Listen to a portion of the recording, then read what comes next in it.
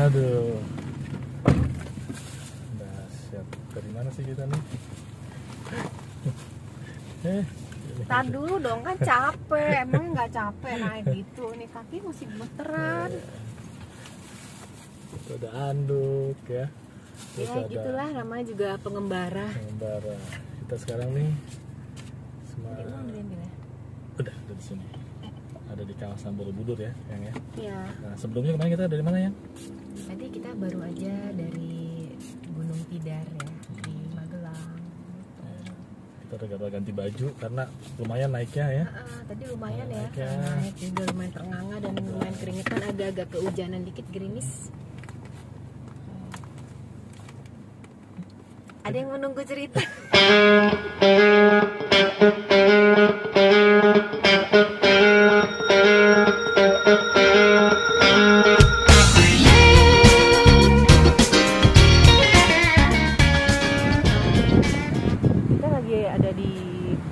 Kaki Gunung Tidar ya di Magelang. Sebenarnya disebut gunung juga kurang cocok ya, karena dia nggak terlalu tinggi, hanya 500 mdpl, jadi seperti bukit aja.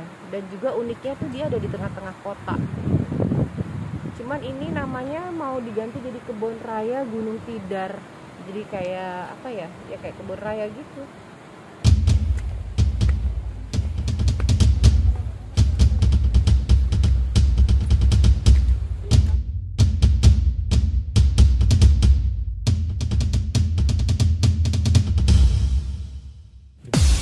Jadi ini mulai ceritanya dari ini ya, dari awal kita naik ya, dari awal kita naik kita tuh biasanya itu dari sisi kiri naik ya, tangga kiri. Tapi sekarang sudah dibuat jadi 2 jalur. Jadi kita naik, biasa dari kanan ya. Sekarang dari kiri. Jadi yang kiri khusus untuk yang naik, yang kanan untuk yang turun. Nah, terus kita baru tahu ternyata dari situ tuh ada di kaki bukit itu, kaki bukit itu ada beberapa makam. Jadi memang di situ tadinya sempat dibuat pemakaman umum zaman dulu banget. Jadi ada makam Cina, terus Belanda gitu ya. Tapi memang udah jarang-jarang gitu, jauh-jauh.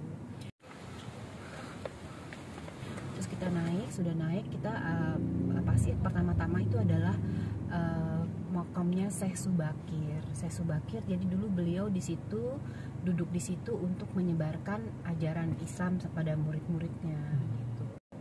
Terus naik lagi ada Kiai Sepanjang, pakai ya kalau nggak salah ya, Kiai Sepanjang. Jadi Kiai Sepanjang ini adalah murid Syekh Subakir yang pertama masuk Islam. Jadi masuk Islam, tapi beliau masih kejawen ya, karena waktu itu kan memang ini. Jadi muridnya Eyang Semar juga, tapi muridnya Syekh Subakir juga, Kiai Sepanjang itu. Terus naik lagi kita sampai di Tanah Datar. Di situ ada Paku Bumi Tanah Jawa. Itu puncaknya ya? Puncaknya ada Paku Bumi Tanah Jawa. Jadi kan pada waktu itu Syekh Subakir ditugaskan untuk menyebarkan agama Islam di Tanah Jawa. Tanah Jawa itu dulunya itu banyak, ceritanya sih banyak jin-jinnya lah gitu ya, terutama di Gunung Tidar itu.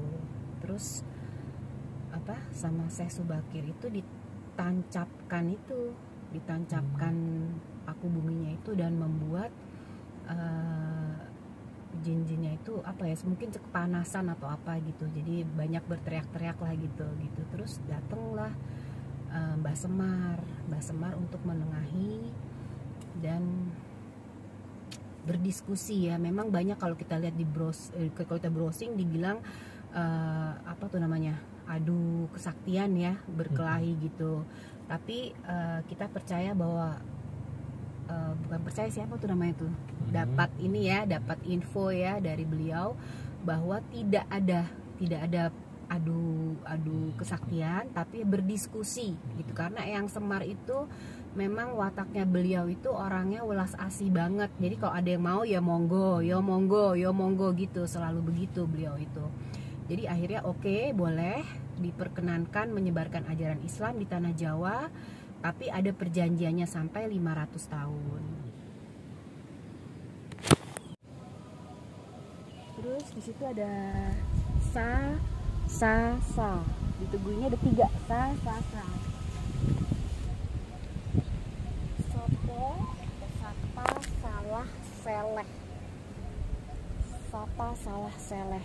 Jadi sudah kodrat ilahi, siapa yang salah pasti akan tersingkirkan. Di sini rupanya kalau calon prajurit TNI baru masuk memulai pendidikan, mereka disumpah di sini, kemudian dimandikan di sini pakai air bunga. Jadi sumpah gitu ya. Jadi, barusan tadi kita omongin kan, sumpah atau janji ya sama aja berarti kan, yang harus ditepati, hutang yang harus dibayar. Jadi di sini tempat dibayar, disumpah calon pemimpin negara. Jadi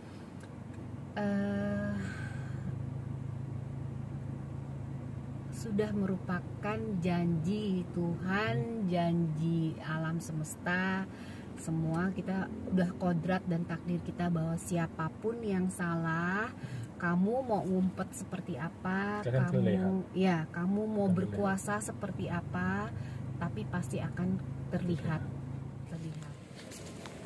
Terus kita bergerak lagi ke kiri. Ke kiri di situ ada pohon beringin, tempat petilasannya Eyang Purboyo.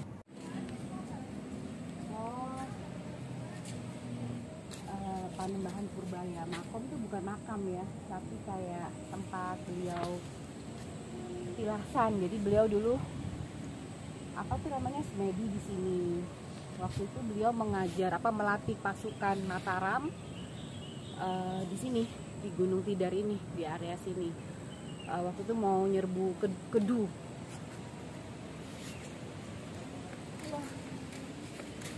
Aku lewat, Mbak. Orang ini wali kotanya tuh nggak mikir. Ini begini nih, kalau orang sok modern begini Sudah ya. hilang jadi Jawanya. Lupa mungkin Jawanya, lupa sejarah. Jadi nggak tahu pemerintah sini kali ya mau bikin ceritanya gardu pandang demi kepentingan wisata Mbak? Wisata. Ya pokoknya buat wisata lah gitu. Jadi mau dibikin gardu pandang. Nah akhirnya ini belum selesai nih. Sudah menghilangkan wisata di sini. Iya, jadi ini mengganggu sekali buat kita yang ketirah di sini, buat yang mbahnya juga nggak berkenan. Ya gitu deh kalau lupa. Terus kita lanjut lagi, di situ ada petilasannya atau makom Eyang Semar Ismoyo Jati. Di situ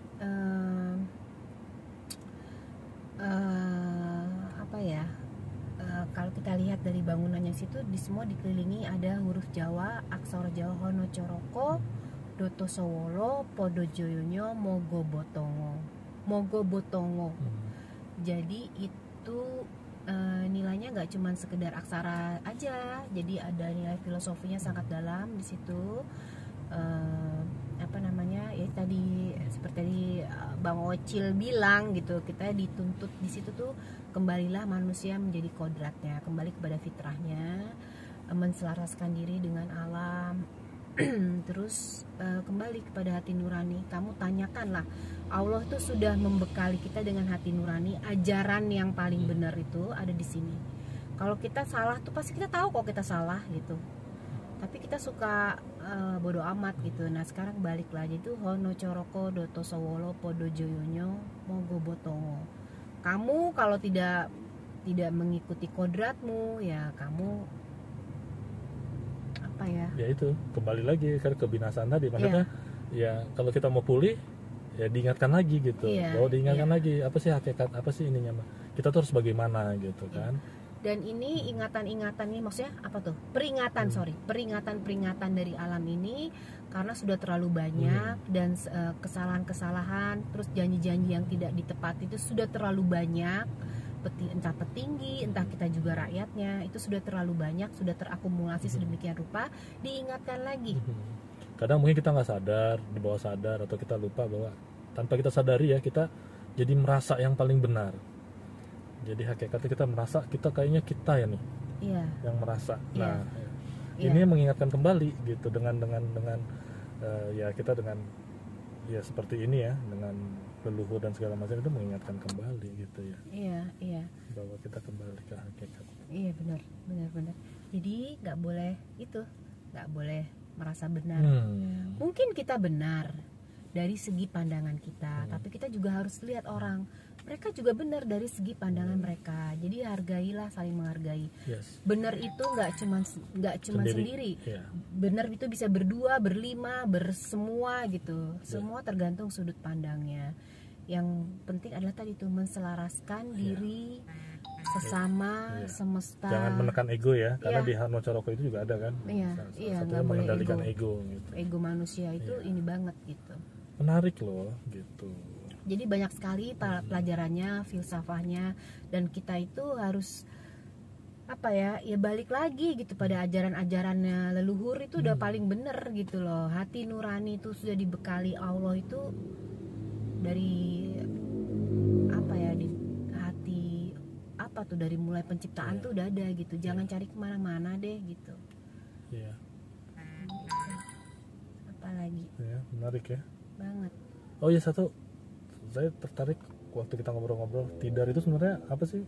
Oh iya, jadi tidar itu dulu tuh nggak seperti ini ya. Sekarang kan sudah banyak lalu lalang manusia, udah banyak yang jualan. Dulu itu serem, angker. Jadi tidar itu mati atau modar. Ya mati sama modar sama. Jadi katanya orang kalau masuk sana ya either mati or modar gitu, sama aja. Jadi hilang udah nggak tahu kemana. Jadi angker dulunya.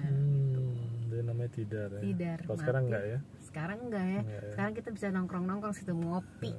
Yang penting kita damai, Iya. dan sejahtera dan happy semua ya. Amin. Kembali ke Kodratnya, Kodrat. kembali ke fitrahnya. semoga semuanya pulih ya, Amin. dijauhkan dari semua mara bahaya dan lain-lain ya. Amin. Nah ini siapa ya, teka-teki siapa yang dituntut alam Bertanggung jawab. untuk bertanggung jawab Ayo. dan memenuhi janjinya. Ayo, siapa yang berjanji harus ditepati. Jangan main-main dengan janji. Iya, apalagi itu tuh mungkin Ya. para petinggi. Ya. Oke, tepati Kan udah janjimu. sumpah. Ingat-ingat janjinya. Oke, hari ini kita kemudian mau kemana kita? Kita mau ke Kebumen mencari jejak keturunannya Eyang Mangir. Jadi ini sebenarnya arahan sih ya. Arahan bukan jawaban, sebenarnya arahan, diarahkan. Nyai Bocang, Nyai yang cantik sebelah saya ini, kan kita pernah ziarah ke Ki Ageng Mangir ya. Ya, Di sana beliau bertanya atau apa tuh ya, ngomong ya, sebenarnya punya keturunan nggak sih? Karena di waktu mana itu keturunannya? karena kan waktu itu beliau kan, Ki Ageng Mangir ini punya istri. Pada saat, kalau nggak salah istrinya lagi hamil pada saat itu. Lalu banyak cerita hanya sebatas di situ, di makamnya dulu. Terus Doro bertanya. Nggak lama kemudian tiba-tiba ada muncul sebuah artikel, Soal ada keturunan makam beliau. keturunan anaknya beliau yang ada di Kebumen. Nah, kita mau Kita telusuri mau ke situ. seperti apa, bener gak sih? Mudah-mudahan benar. Ya, oke, tunggu cerita selanjutnya bersama Nyai Bocang. Bye.